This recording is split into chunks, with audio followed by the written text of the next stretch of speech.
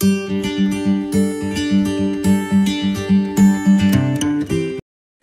Friends, मैं मनीष आप सभी का स्वागत करता हूं आपके अपने YouTube चैनल जी वर्ल्ड स्कूल ऑनलाइन में। तो आज से हम स्टार्ट करने जा रहे हैं 12th क्लास की ज्योग्राफी। तो फ्रेंड्स, बिना किसी देरी के बढ़ते हैं हमारे आज के टॉपिक की ओर। तो आज का जो हमारा टॉपिक है वह है मानव भूगोल, प्रकृति एवं विषय क्षेत्र। यानी आज हम मानव भूगोल को समझेंगे कि मानव भूगोल क्या होता है। ठीक है फ्रेंड्स, तो मानव भूगोल को समझने से पहले हम भूगोल को देख लेते हैं कि भूगोल क्या है।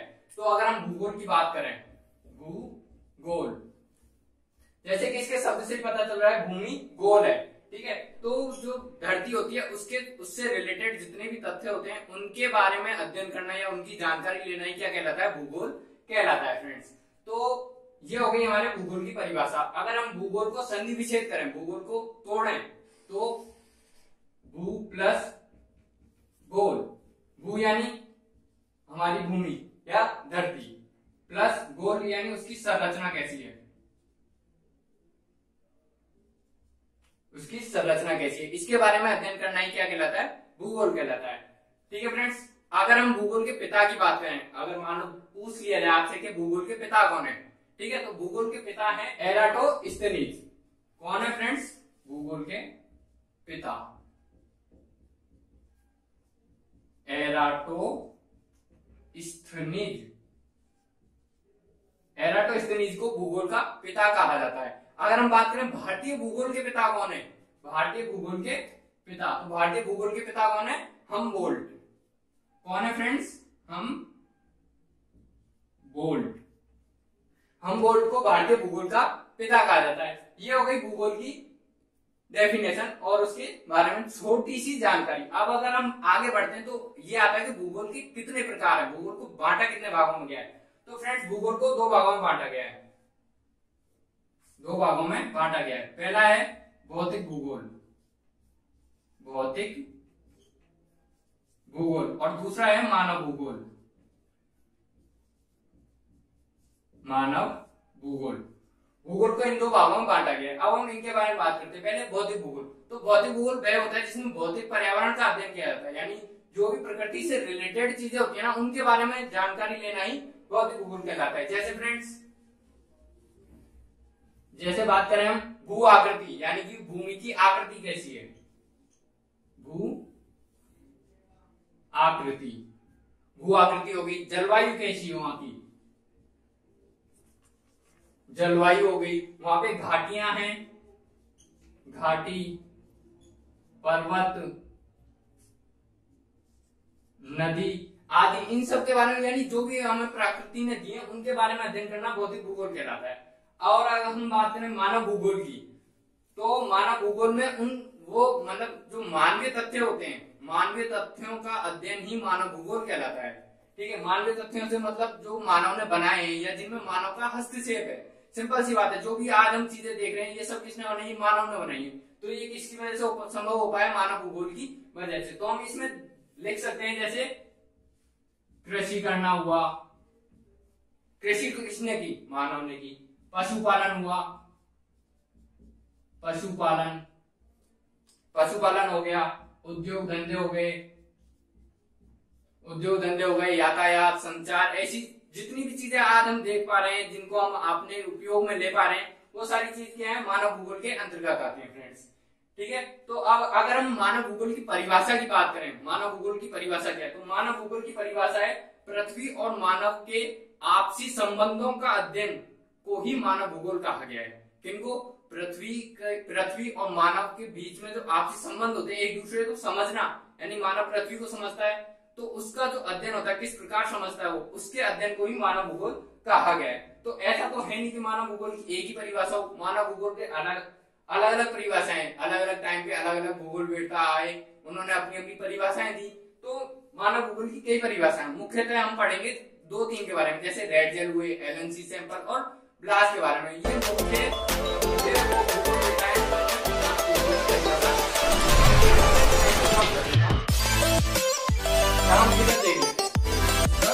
देख लेते हैं हम। ठीक है, तो पहला है हमारे रेड जेल साहब। तो रेड जेल ने क्या कहा था, देखते हैं हम। तो रेड जेल ने कहा है, रेड जेल, तो रेड जेल के अनुसार जो मानव है, मानव और पृथ्वी का जो अध्ययन किया जाता है, मानव और पृथ्वी के अंतर संबंधों के अध्ययन को ही उन्होंने क्या कहा है, उन्होंने मानव भूगोल कहा है। ठीक है फ्रेंड्स, जैसे हम यहाँ पे लिख सकते हैं कि मानव समाजों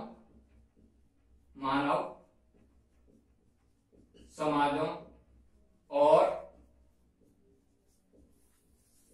पृथ्वी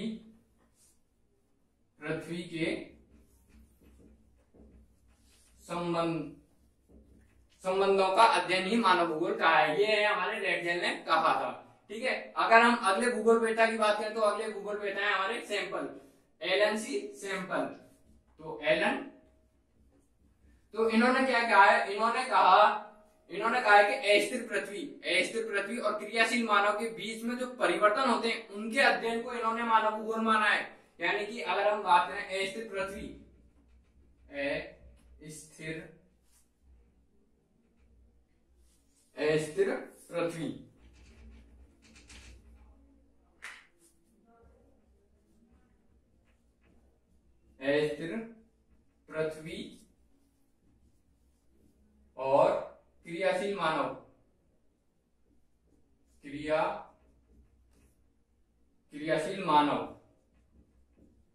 क्रियाशील मानव के बीच में जो परिवर्तन होते रहते हैं उन्हीं के अध्ययन को ही एलन सी सैंपल ने क्या कहा है, मानव भूगोल कहा है। अब अंत में जिनके बारे में हम पढ़ेंगे ये हैं ब्लास साहब। तो इन्होंने क्या कहा है, इन्होंने कहा है कि जो भौतिक नियम होते हैं, जो हमारी पृथ्वी को नियंत्रित करने में जो भौतिक नियम होते हैं वो है उनका अध्ययन, और इस पृथ्वी पर रहने वाले समस्त जीवों के बारे में जो अध्ययन किया जाता है उसको इन्होंने क्या कहा है, उसको इन्होंने मानव भूगोल कहा है। ठीक है फ्रेंड्स, तो इतनी बात हो गई हमारे इसके अंदर के इन्होंने किसने क्या कहा है, किस प्रकार से कहा है। अगर हम बात करें रेडजेल को, तो रेडजेल जो है इनको आधुनिक भूगोल का पिता भी कहा जाता है। क्या कहा जाता है इनको, आधुनिक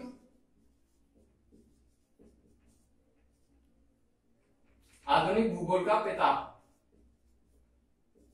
आधुनिक भूगोल का पिता कहा जाता है। किसको कहा जाता है, आधुनिक भूगोल का पिता, रेडजेल को आधुनिक भूगोल का पिता कहा जाता है। इतनी बात होगी, अब हम आगे बढ़ते हैं अपनी इसकी प्रकृति के ऊपर, यानी मानव भूगोल की जो प्रकृति है वो किस प्रकार की प्रकृति है। तो फ्रेंड्स मैं इसे रफ कर देता हूं, एक बार इसे हम रफ कर देते हैं, फिर आगे बढ़ते हैं अपने जो मानव भूगोल की प्रकृति है उसके बारे में, उसको समझेंगे उसकी प्रकृति किस प्रकार की है, मानव भूगोल की प्रकृति किस प्रकार की है।